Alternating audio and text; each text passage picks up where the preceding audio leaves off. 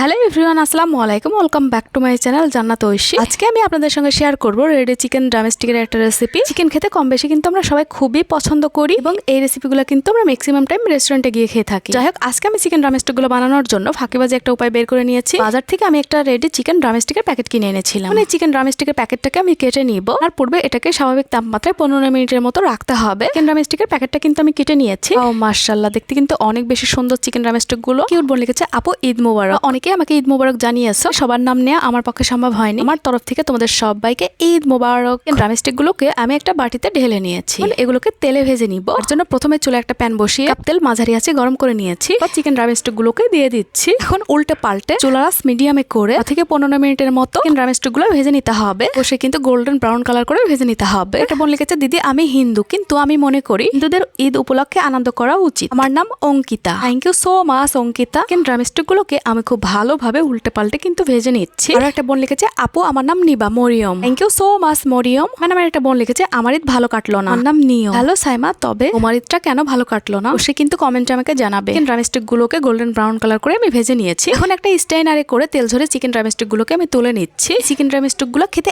এত পরিমাণ টেস্টি, ভেজে নেওয়া তো একদমই সহজ। যদি চিকেন ড্রামস্টিকের মূল রেসিপি দেখতে চান কিন্তু অবশ্যই আমাকে কমেন্টে জানাবে। আশা করি আমার আজকের রেসিপিটি আপনাদের কাছে ভালো লেগেছে এবং কাজেও আসবে। ভালো লাগলে অবশ্যই কিন্তু আমার ভিডিওতে একটা লাইক দিবেন। আজকের মতো সবাই খুব বেশি ভালো থাকেন। আল্লাহ হাফেজ।